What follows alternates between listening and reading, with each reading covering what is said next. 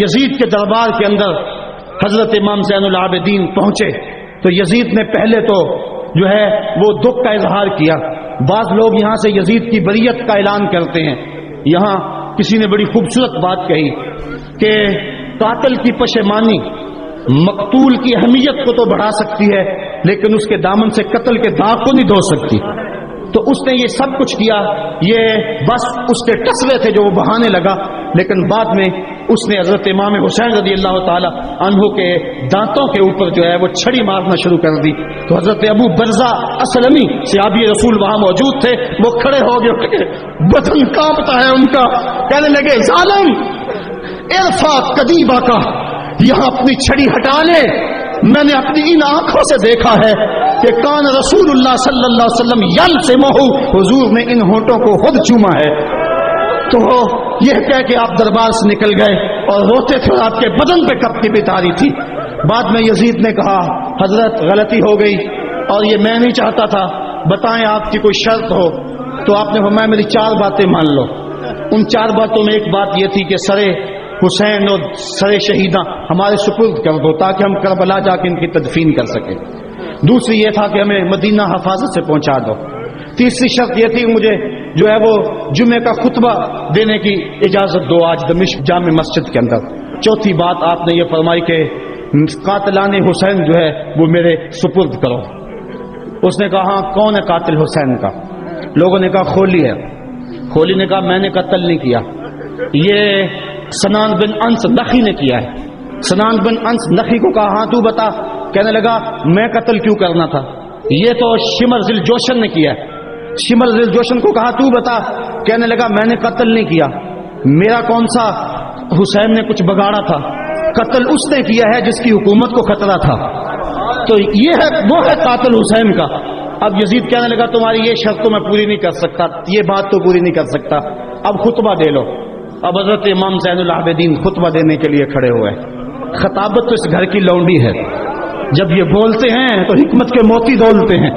جو ہی امام زین العابدین کھڑے ہوئے، 14 سال عمر ہے اور دمشق کی جامع مسجد ہے. یزید بھی بیٹھا تھا، یعنی سلطنت بھی تھے، عوام کا بھی ہجوم تھا. جب آپ نے خطبہ شروع کیا لوگ زار و قطار رونے لگے اور آپ نے اہل بیت کے مناقب جب لوگوں کے سامنے رکھے تو یزید گھبرا گیا کہ کہیں لوگ میرے گریبان تک نہ پہنچے. اس نے مؤذن کو اشارہ کیا جلدی جلدی اذان پڑھو. تو جب اس نے کہا اللہ اکبر اللہ اکبر تو حضرت شہزادہ زین العابدین نے کہا کہ اس کے اندر کوئی شک نہیں کہ اللہ سب سے بڑا ہے.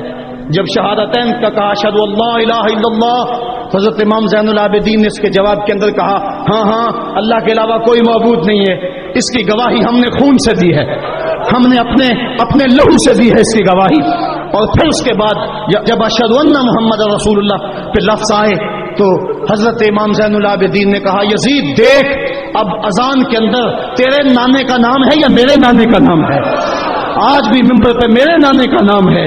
تو یزید مر گیا، اس کا نام مر گیا، اس کا تشخص مر گیا. حسین کل بھی زندہ تھا، حسین آج بھی زندہ ہے. حسین کربلا کے تپتے ہوئے ریگزار میں بھی زندہ تھا، کوفے کے بازار میں بھی زندہ تھا، اور دمشق کی جامع مسجد میں بھی زندہ تھا، مدینے میں بھی زندہ، مکے میں بھی زندہ، کابل میں بھی زندہ، کندھار میں بھی زندہ، قلعہ جنگی میں بھی زندہ، تورا بورا میں بھی زندہ، موصل میں بھی زندہ، بغداد میں بھی زندہ، غزہ کی پٹی میں بھی زندہ، فلسطین میں بھی زندہ.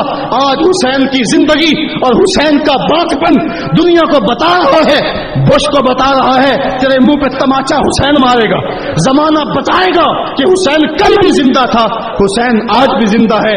حسین کی فکر لے کے اٹھو اور پوری دنیا پہ چھا جاؤ اور زمانے کو بتاؤ کہ ہم حسین ابن علی کے سپاہی ہیں.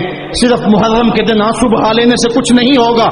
کیا صرف محرم حسین کا مہینہ ہے؟ نہیں، پورا سال حسین کا ہے، پوری زندگی حسین کی ہے، پورے زمانے حسین کے ہیں. یہ صرف عاشور کا دن یا عاشور کی شب ہی حسین کی نہیں، سارے زمانے حسین کے ہیں.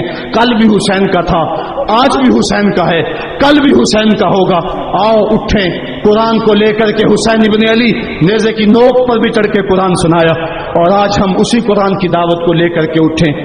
حضرت امام زین العابدین یہ کربلا کے وہ شخص ہیں جنہوں نے سارا منظر اپنی آنکھوں سے دیکھا تھا. اتنے دکھ کسی کو نہیں پہنچے جتنے زینب اور زین العابدین کو پہنچے ہیں. سب منظر کھلی آنکھوں سے دیکھا. 14 سال کی عمر ہے، بیمار ہیں، تاریخ بتاتی ہے اس کے بعد ساری زندگی حضرت زین العابدین نے ٹھنڈا پانی نہیں پیا. جب پانی پینے لگتے تڑپنے لگتے، کہتے مجھے سکینہ کی پیاس یاد آتی ہے، مجھے علی اصغر کا تڑپنا یاد آتا ہے. ساری زندگی پھر ٹھنڈا پانی نہیں پیا. حضرت امام زین العابدین نے یہ سارا منظر کھلی آنکھوں کے ساتھ دیکھا تھا، اور پھر آپ نے دمشق کے بازاروں میں بھی اور کوفے کی گلیوں کے اندر بھی سروں کا یہ قافلہ اپنی قیادت کے اندر جو ہے وہ گزارا تھا. جب